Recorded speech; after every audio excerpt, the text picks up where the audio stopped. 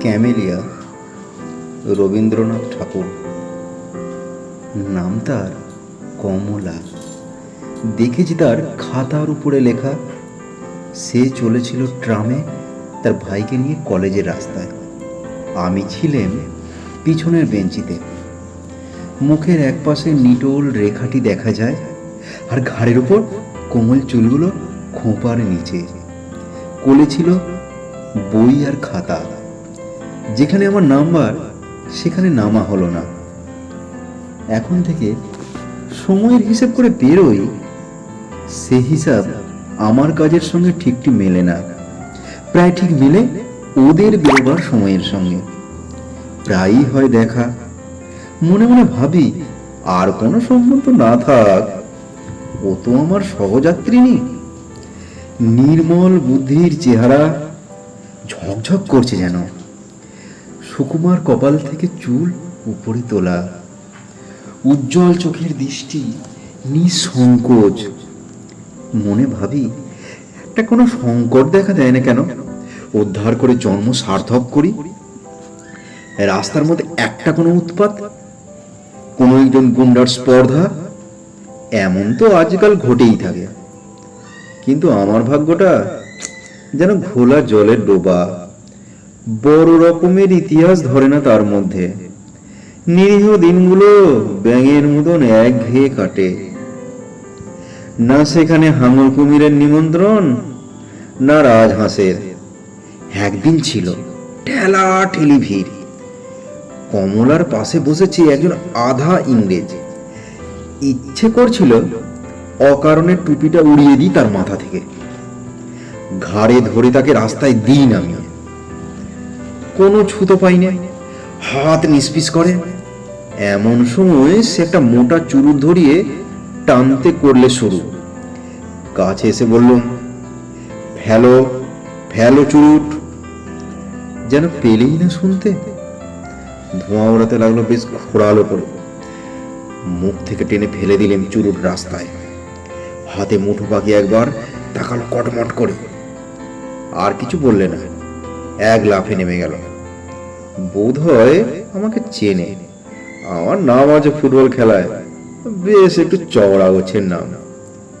লাল হয়ে উঠল মেয়েটির মুখ। বই খুলে মাথা নিচু করে ভান করলে পড়বার।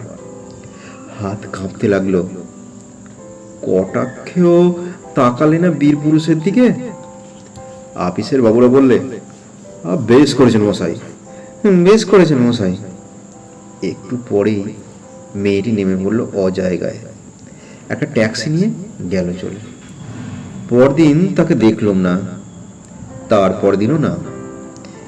তৃতীয় দিনে দেখি একটা ঠেলা গাড়িতে চলেছে কলেজে। বুঝলুম ভুল করেছি গোঁড়ের মতো। ও মেয়ে নিজের দায় নিজেই নিতে পারে, আমাকে কোনো দরকারই ছিল না। আবার বলল মনে মনে, ভাগ্যটা ঘোলা জলের ডোবা। বীরত্বের স্মৃতি মনের মধ্যে কেবলই আজ আওয়াজ করছে কোলা ব্যাঙের ঠাট্টার মতো। ঠিক করলুম ভুল শোধরাতে হবে। খবর পেয়েছি গরমের ছুটিতে ওরা যায় দার্জিলিংয়ে। সেবার আমারও হাওয়া বদলাবার জরুরি দরকার। ওদের ছোট্ট বাসা, নাম দিয়েছে মতিয়া। রাস্তা থেকে একটু নেমে এক কোণে গাছের আড়ালে, সামনে বরফের পাহাড়। শোনা গেল আসবে না এবার। ফিরবো মনে করছি। এমন সময়ে আমার এক ভক্তের সঙ্গে দেখা। মোহনলাল, রোগা মানুষটি, লম্বা, চোখে চশমা। দুর্বল পাকযন্ত্র দার্জিলিংয়ে হাওয়া একটু উৎসাহ পায়। সে বললে, তনুকা আমার বোন, কিছুতেই ছাড়বে না তোমার সঙ্গে দেখা না করে। মেয়েটি ছায়ার মতো, দেহ যতটুকু না হলে নয় ততটুকু। যতটা পড়াশোনায় ঝোঁক, আহারে ততটা নয়। ফুটবলের সর্দারের পরে তাই এত অদ্ভুত ভক্তি। মনে করলে আলাপ করতে এসেছি সে আমার দুর্লভ দয়া। হায় রে ভাগ্যের খেলা। যেদিন নেমে আসবো তার দুদিন আগে তনুকা বললে, একটি জিনিস দেব আপনাকে। যাতে মনে থাকবে আমাদের কথা। একটি ফুলের গাছ। এ এক উৎপাত। চুপ করে রইলেন। তনুকা বললে, দামি দুর্লভ গাছ, এদেশের মাটিতে অনেক যত্নে বাঁচে। জিজ্ঞেস করলেন, নামটা কি? ক্যামেলিয়া। চমক লাগলো। আর একটা নাম ঝলক দিয়ে উঠলো মনের অন্ধকারে। হেসে বললেন, ক্যামেলিয়া। সহজে বুঝি এর মন মেলে না। তনুকা কি বুঝলে জানি নে, হঠাৎ লজ্জা পেলে, খুশিও হলো। চললেন টব শুদ্ধ গাছ নিয়ে। দেখা গেল পার্শ্ববর্তিনী হিসেবে সহযাত্রিনীটি সহজ নয়। একটা 2 কামরা গাড়িতে টবটাকে লুকোলেম নাবার ঘরে। থাক এই ভ্রমণ বৃত্তান্ত। বাদ দেয়া যাক আরো মাস কয়েকের তুচ্ছতা। পুজোর ছুটিতে প্রহসনের জবানিকা উঠল সাঁওতাল পরগনায়। জায়গাটা ছোট, নাম বলতে চাই না। বায়ু বদলের বায়ুগ্রস্ত দল এই জায়গার খবর জানে না। কমলার মামা ছিলেন রেলের ইঞ্জিনিয়ার। এইখানে বাসা বেঁধেছেন শালবনের ছায়ায়, কাঠবিড়ালিদের পাড়ায়। সেখানে নীল পাহাড় দেখা যায় দিগন্তে। অদূরে জলধারা চলেছে বালির মধ্য দিয়ে। পলাশ বনে তসরের গুটি ধরেছে। মহিষ চড়ছে হর্তকি গাছের তলায় উলঙ্গ সাঁওতালের ছেলে পিঠের উপরে। বাসা বাড়ি কোথাও নেই, তাই তাঁবু পাতলেন নদীর ধারে। সঙ্গী ছিল না কেউ, কেবল ছিল টবে সেই ক্যামেলিয়া। কমলা এসেছে মাকে নিয়ে। রোদ উঠবার আগে হিমে ছোঁয়া স্নিগ্ধ হাওয়ায় শাল বাগানের ভিতর দিয়ে বেড়াতে যায় ছাতি হাতে। মেঠো ফুলগুলো পায়ে এসে মাথা কোটে, কিন্তু সে কি চেয়ে দেখে? অল্প জল নদী পায়ে হেঁটে পেরিয়ে যায় ওপারে। সেখানে শিশু গাছের তলায় বই পড়ে।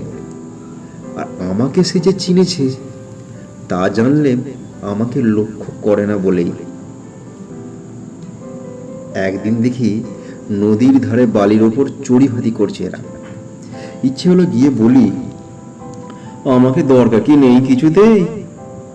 আমি পারি জল তুলে আনতে নদী থেকে, পারি বন থেকে কাঠ আনতে কেটে। আর তাছাড়া কাছাকাছি জঙ্গলের মধ্যে একটা ভদ্র গোছের ভাল্লুকও কি মেলে না? দেখলেন দলের মধ্যে একজন যুবক, শার্ট পরা, গায়ে রেশমের বিলিতি জামা, কমলার পাশে পা ছড়িয়ে হাভানা চুরুট খাচ্ছে। আর কমলা অন্য মনে টুকরো টুকরো করছে একটা শ্বেত জবার পাপড়ি। পাশে পড়ে আছে বিলিতি মাসিক পত্র। মুহূর্তে বুঝলাম এই সাঁওতাল পরগনার নির্জন কোণে আমি অসহ্য অতিরিক্ত। ধরবে না কোথাও, তখনই চলে যেতেন। কিন্তু বাকি আছে একটি কাজ। আর দিন কয়েকেই ক্যামেলিয়া ফুটবে। পাঠিয়ে দিয়ে তবে ছুটি। সমস্ত দিন বন্দুক ঘাড়ে শিকারে ফিরি বনে জঙ্গলে। সন্ধ্যার আগে ফিরে এসে টবে দিই জল, আর দেখি কুঁড়িয়ে গেল কত দূর। সময় হয়েছে আজ। জিয়ানে আমার রান্নার কাঠ। ডেকেছি সেই সাঁওতাল মেয়েটিকে। তার হাত দিয়ে পাঠাবো শালপাতার পাত্রে। তাঁবুর মধ্যে বসে তখন পড়ছি ডিটেকটিভ গল্প। বাইরে থেকে মিষ্টি সুরে আওয়াজ এলো, বাবু ডেকেছিস কেন? বেরিয়ে এসে দেখি ক্যামেলিয়া সাঁওতাল মেয়ের কানে। কালো গালের ওপর আলো পড়েছে। সে আবার জিজ্ঞেস করলে, ডেকেছিস কেন? আমি বললাম, এই জন্যেই। তারপর ফিরে এলাম কলকাতায়।